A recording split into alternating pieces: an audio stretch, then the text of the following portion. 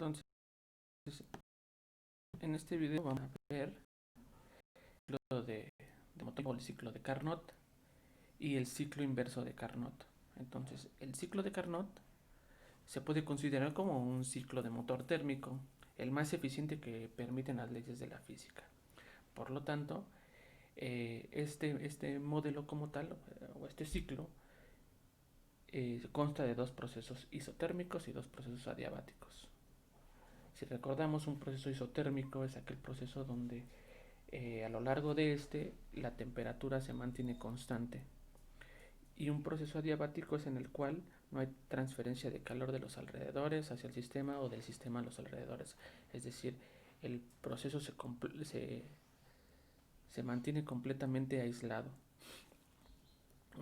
Por otro lado, la segunda ley de la termodinámica establece que no todo el calor que se agrega se puede transformar en trabajo. Es decir, solamente una fracción del calor que se añade a este motor térmico puede transformarse en trabajo. Por lo tanto, tiene un valor de eficiencia, y este valor, al ser el ciclo de Carnot un ciclo ideal, es el valor límite o el valor más alto que una máquina térmica puede tener. Entonces, ¿para qué se utiliza el ciclo de Carnot? Pues como un estándar o como un límite de que mi máquina real se parezca al modelo de Carnot y por lo tanto sea lo más ideal posible, es decir, lo más perfecto que las leyes de la física me lo permitan. Entonces, como dijimos, un modelo real, un ciclo real, eh, no es irreversible. Por lo tanto, hay un cambio en la entropía. Entonces, eso. Siempre hay un aumento en la entropía en un ciclo real. ¿En qué consiste en una máquina térmica? Una máquina térmica pues consiste en una caldera en donde un líquido, generalmente agua, se le añade calor, se pasa del estado del líquido saturado al punto del líquido de vapor sobrecalentado. Eh, Después se pasa a una turbina donde el vapor mueve los álabes de la turbina, moviendo un rotor y así produciendo una corriente eléctrica, un trabajo eléctrico. Eh, este, el agua que sale de la turbina, bueno, sale generalmente como una mezcla líquido-vapor que al pasar por un condensador se lleva a la parte de líquido saturado y después se pasa por la bomba para posteriormente volver a pasar por la caldera.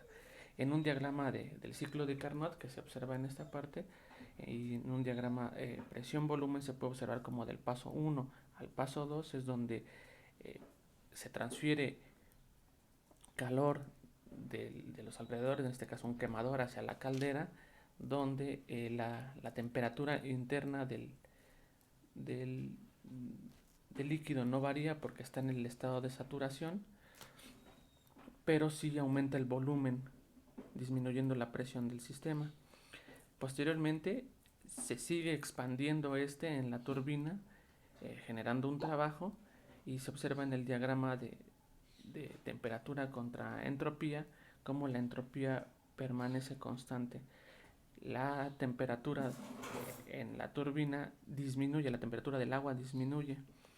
En el condensador ocurre que este vapor como tal, o líquido o mezcla líquido-vapor, pues disminuye en su volumen, se comprime y se sigue comprimiendo hasta el paso, la bomba lo sigue comprimiendo para volverlo a repetir el ciclo.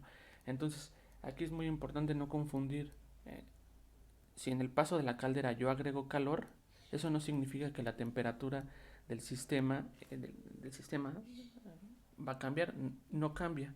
La temperatura es constante porque se encuentra en la curva de saturación. Todo el proceso que está dentro de la línea de saturación, recordemos que la temperatura es constante. Esto mismo ocurre con el condensador. Al ser un sistema ideal en la bomba y en la turbina, es un proceso isoentrópico. Entonces la temperatura, la entropía no cambia, porque se supone que el sistema está completamente aislado, no hay intercambio de temperatura del sistema hacia los alrededores, pero que no haya un intercambio de temperatura del sistema a los alrededores o de los alrededores del sistema no significa que la temperatura no cambie. ¿Por qué? Porque al involucrar un proceso dentro de la turbina y de la bomba, como son procesos de expansión y compresión, sí hay un cambio en la temperatura. Entonces ahí es donde hay que tenerlo bien identificado para posteriormente poder resolver este tipo de sistemas. La eficiencia de Carnot, bueno, siempre en general la eficiencia, incluso en términos económicos o administrativos, es una eficiencia es lo que tengo entre lo que yo invierto. Entonces, en este caso, en la eficiencia de Carnot, lo que yo necesito, un ciclo de Carnot o una máquina térmica, pues es lo que yo obtengo. ¿Qué es lo que obtengo? Pues obtengo una potencia, obtengo una energía, ¿no? Obtengo una cantidad, un trabajo. Si yo lo divido entre lo que invierto, que en este caso es el calor que yo le suministro al sistema, que en este caso le llamamos Q sub índice H, entonces esa sería mi eficiencia. Otra forma de verlo a través de la ley de la termodinámica es, bueno, recordemos que la primera ley de la termodinámica nos dice que el cambio de energía interna va a ser igual al calor menos el trabajo. En este caso, haciendo un balance de energía para un sistema como este, en vez de ser el cambio de energía interna, va a ser el cambio que mi sistema cede hacia los alrededores, es decir, mi trabajo va a ser igual o el calor que yo suministro va a ser igual a la potencia que yo obtengo menos el calor que yo estoy suministrando a los alrededores. Eso es un balance de energía que proviene de la primera ley de la termodinámica. Por lo tanto, entonces eso es aquí queda como les había dicho, ¿no? El calor que se cede o que se cede hacia los alrededores va a ser igual al calor que yo agrego a mi sistema menos el trabajo, sustituyendo esta, esta igualdad en la eficiencia que teníamos anteriormente, pues no tenemos que la eficiencia también puede ser calculada únicamente con los calores, ¿no? El calor que yo suministro menos el calor que cedo a los alrededores entre el calor que yo suministro me da también la eficiencia. Si yo despejo, hago un poquito de álgebra en esto, entonces obtengo que la eficiencia va a ser igual a 1 menos el cociente del calor que yo cedo a los alrededores entre el que yo suministro. Por otro lado, sabiendo que este proceso es un proceso ideal y únicamente depende de las temperaturas a las cuales se encuentra tanto los alrededores o el lugar donde yo entrego o cedo el calor comparado con a la temperatura a la que se encuentra el lugar de donde yo estoy obteniendo calor, es decir, la relación del calor que se cede y que se obtiene va a estar en función de la temperatura a la cual se encuentra el sumidero, que es el lugar donde yo cedo el calor, y de la fuente, que es la temperatura, bueno, el lugar donde yo obtengo el calor que le estoy agregando a mi sistema. Entonces, en función de esas temperaturas es en la que yo también puedo obtener esta eficiencia.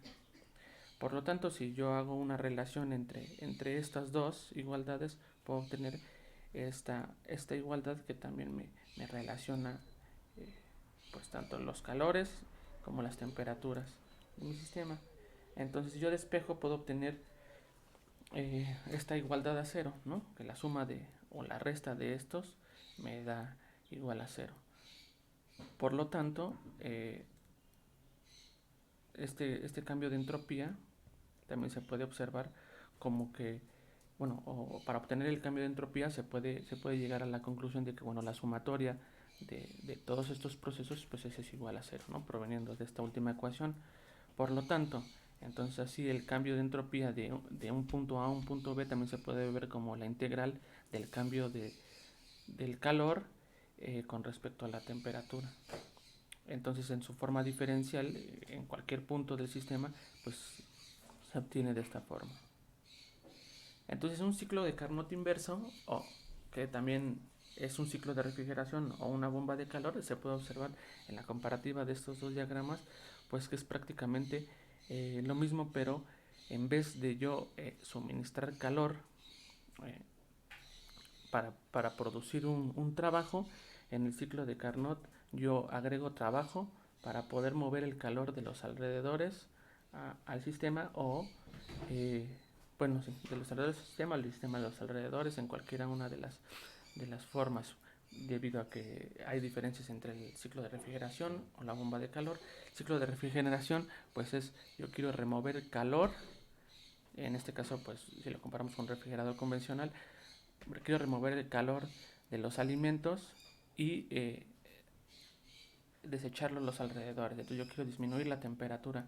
En el caso de una bomba de calor, que generalmente se puede visualizar como una calefacción, yo quiero agarrar calor de los alrededores para poder suministrarlo a, por ejemplo, un recinto para que este esté a mayor temperatura.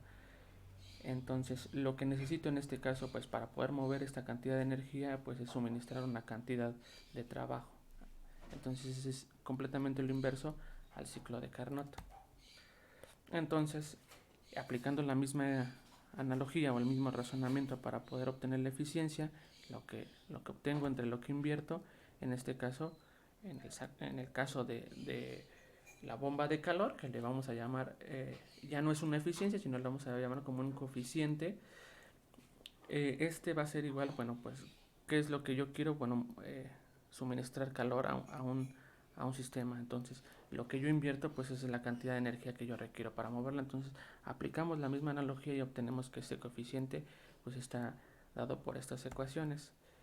Ahora, para un ciclo de refrigeración es exactamente lo mismo, pero ahora lo que yo quiero es retirar una cierta cantidad de calor, y lo que yo invierto pues es un cierto trabajo. Entonces resolvemos de la misma forma y obtenemos estas ecuaciones que me relacionan tanto el calor y la temperatura para estos coeficientes. Entonces, como platicábamos, tanto la máquina térmica como un refrigerador o una bomba de calor, pues va a haber un depósito de alta temperatura y un depósito de baja temperatura, ¿no? Entonces estos van a tener asociadas una temperatura como tal, que les vamos a llamar TH para la alta y TL para la baja. Y entonces vamos a tener dos transferencias de calor, la transferencia de calor QH, que viene de temperatura alta, y QL, que viene de la temperatura baja. La relación entre estas es la misma, que es la que observamos aquí. Entonces, en el caso de la máquina térmica, lo que yo obtengo es un trabajo asociado a la cantidad de calor que yo estoy agregando al sistema, y que tiene que ver con la cantidad de calor que yo pierdo del mismo. En el caso contrario del ciclo inverso, entonces yo necesito suministrar una cantidad de trabajo para poder remover o agregar una cierta cantidad de calor. Entonces ese es el diagrama general que me explica estos dos ciclos, ¿no? El ciclo de Carnot y el ciclo de Carnot inverso. ¿Cómo lo podemos ver en un ciclo de calefacción o bomba de calor? Bueno, pues en vez de tener nosotros una caldera como tal, una turbina y una bomba y un condensador, en este caso sí tenemos el condensador, tenemos el evaporador, tenemos un compresor y tenemos una válvula de expansión, ¿no? Que la manera en la que operan estos cuatro dispositivos relacionados con los otros, pues es similar, pero no es el mismo. Por ejemplo, decíamos, en la turbina nosotros tenemos un fluido el cual le vamos a hacer pasar un vapor para que éste mueva los alaves y genere cierta cantidad de potencia, ¿no? O cierta cantidad de trabajo o energía. En el caso del compresor, nosotros tenemos que agregar cierta cantidad de energía para que éste pueda comprimir el fluido y poderlo hacer, pues que desarrolle las características bueno, que competen a que esta bomba de calor pues se lleve a cabo, ¿no? Entonces, entre los ejercicios propuestos para poder resolver un sistema simple de esto, bueno, tenemos aquí nuestro diagrama y nos damos cuenta que tenemos un depósito de alta temperatura, el cual está a 652 Celsius y que está agregando 500 kilojoules de calor hacia el sistema, ¿no? Aquí tenemos un motor de Carnot donde tiene todos los componentes, pero se puede ver como una caja negra, ¿no? Donde lo vamos a resolver en función de lo que tenemos afuera y no nos vamos a meter con lo que tenemos o con cada componente específico. Este produce un trabajo neto, que no lo sabemos, y cede una cantidad de calor que tampoco sabemos hacia un depósito de baja temperatura que sabemos que está a 30 Celsius. Entonces, el problema como tal nos dice que determinemos la eficiencia de la máquina térmica de Carnot y el calor de salida hacia el sumidero. Entonces, ¿qué es lo que vamos a hacer primero? Bueno, vamos a correlacionar con nuestra ecuación que tenemos de la eficiencia. Utilizamos la que nos correlaciona las temperaturas debido a que tenemos las dos temperaturas y así, bueno, podemos sustituir valores y obtener una, una eficiencia de 0.67, la cual, bueno, pues pertenece o corresponde al 67.2%. Entonces aquí ya tenemos nuestra eficiencia de la máquina de Carnot. Ahora nos pide el calor de salida al sumidero, entonces nosotros podemos correlacionar o podemos obtener esta información al utilizar la correlación entre los calores del depósito hacia el sistema y el sistema hacia el depósito con las temperaturas de cada uno de estos. Entonces aplicamos esta ecuación, hacemos un despeje para poder obtener el calor a la salida. Entonces tenemos este despeje ya únicamente sustituyendo los valores que son estos. Bueno, aquí es 1 menos 0.672, puesto que tenemos acá ya hicimos esta relación, ¿no? Ya tenemos esta relación entre TL, entre TH. Si sustituimos de aquí, podemos tener ya este valor para no volver a hacer el cociente completo y resolvemos esta parte y tenemos un calor a la salida de 164 kilojoules. Ahora no nos lo pregunta el problema, pero si nosotros quisiéramos conocer el trabajo, pues es únicamente el balance de energía que surge de la primera ley de la termodinámica, donde dice que el trabajo va a ser igual pues al calor suministrado menos el calor que es de los alrededores, es decir, toda la energía en el sistema pues se conserva, ¿no? Entonces únicamente es la resta y obtenemos este valor. Ahora un problema, otro problema relacionado ahora con el ciclo de refrigeración. Dice que se lleva a cabo en un sistema cerrado en la región de la mezcla de líquido-vapor y vapor saturado, usando 0.8 kilogramos de refrigerante R134A como el fluido de trabajo. La temperatura máxima y mínima en los ciclos pues es de 20 y menos 8 respectivamente. Se sabe que el refrigerante es líquido saturado al final del proceso en el rechazo del calor y el trabajo neto de entrada del ciclo es de 15 kilojoules. Entonces nos dice que determinemos la fracción de la masa del refrigerante que se vaporiza durante el proceso de adición de calor y la presión al final del proceso de rechazo de calor. Bueno, entonces ¿qué hacemos primero? Bueno, para poder saber la cantidad la fracción de masa, entonces tenemos que saber pues cuál es el calor que se suministra, porque el calor que se suministra va a estar relacionado, puesto que este está en la curva de saturación, a la masa multiplicada por la entalpía específica evaluado a las condiciones de saturación. Entonces, puedo conocer este valor de la entalpía específica en la mezcla líquido-vapor evaluada a esta temperatura, pero no conozco el calor que se suministra. Entonces, bueno, si busco en mis tablas de refrigerante 134A, cosa que ya sabemos hacer, obtenemos este valor, pero todavía está el calor que es suministrado al sistema, en este caso, no lo conozco. Entonces, ¿cómo lo puedo conocer? Bueno, a través del coeficiente de rendimiento del refrigerador, el cual me relaciona pues el calor que se suministra al sistema y el trabajo.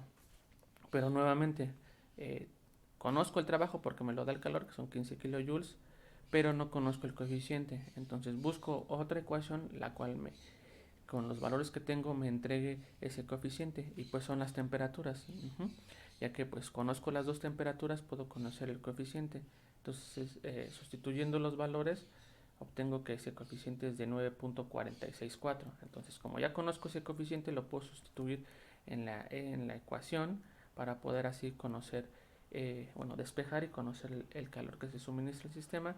Y entonces este calor, estudiando los valores, me da un valor de 142 kilojoules.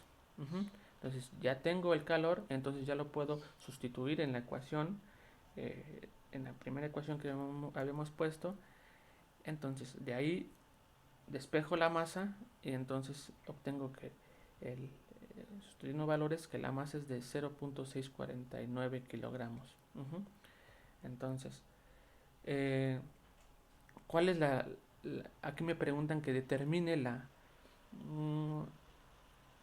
¿dónde está? Dice aquí, determine la fracción de la masa del refrigerante que se vaporiza. Bueno, y sabemos que esta cantidad de vapor en kilogramos es la que se vaporiza, y nosotros sabemos que tenemos 0.8 kilogramos. Entonces si dividimos 0.649 entre 0.8, obtenemos este valor. Es la relación entre la masa con la que estoy operando mi sistema y la fracción que está en la fase vapor. Y por último nos dice que cuál es la presión final del proceso de rechazo de calor. Aquí nos dice el problema que sabemos que se encuentra como líquido saturado al final del proceso. Entonces únicamente utilizando las tablas de refrigerante 134A, evaluando el volumen de a las condiciones de saturación a 20 Celsius, entonces podemos obtener que la presión es de 571 kilopascales.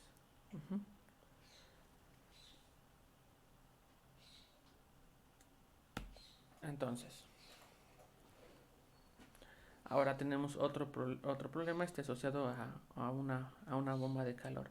Entonces tenemos una casa que está a 21 Celsius, a la cual pierde calor a una tasa de 135.000 kilojoules por hora o 135 megajoules por hora, a la cual, pues necesitamos meterle una potencia, ¿no? Recordemos que el puntito arriba significa potencia, es la cantidad de energía dividida en el tiempo. Aquí también tenemos potencia en la parte de arriba. Y el aire exterior o el aire frío está a menos 5 Celsius, ¿no? Entonces tenemos que ver qué es lo que nos piden. Se determine la potencia mínima requerida para impulsar esta bomba de calor. Entonces tenemos que encontrar ese trabajo dividido por unidad de tiempo para poder conocer la potencia. Entonces, ¿qué hacemos?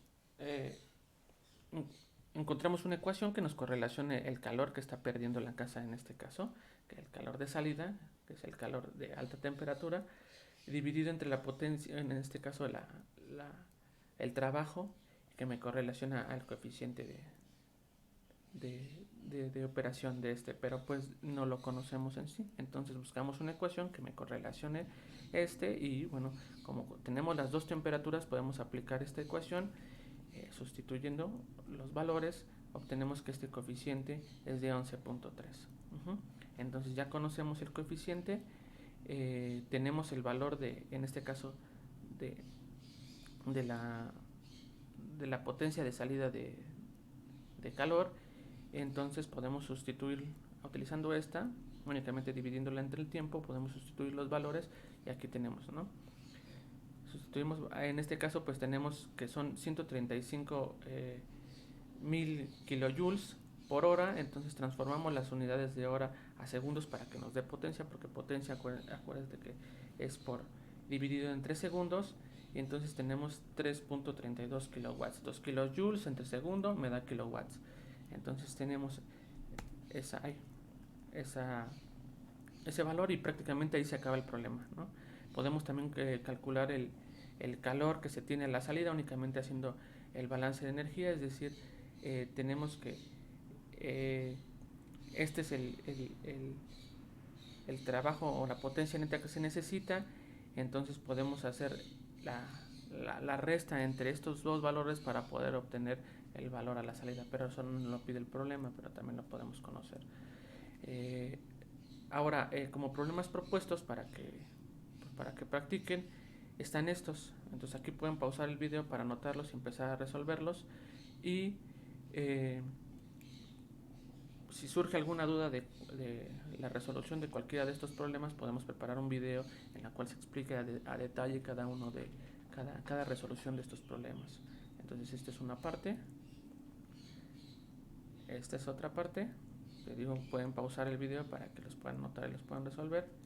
Y esa sería la parte final. Entonces con estos problemas quedaría resuelta la parte de resolución de estos problemas, y nada más surgiría hacer un análisis más detallado de un ciclo de Carnot y un ciclo de Carnot inverso, resolviendo cada uno de los sistemas. En este caso, como vemos, el balance en energía, el balance de masa en una turbina, ¿no? En cada punto, del punto 1 al punto 2, por ejemplo, o del punto 3 al punto 4, que es en este caso la turbina, en el caso de la caldera, en cada uno de los puntos, para poder así obtener toda la información que corresponde a la resolución de este problema en la forma más minuciosa. Pero esa será como la primera parte.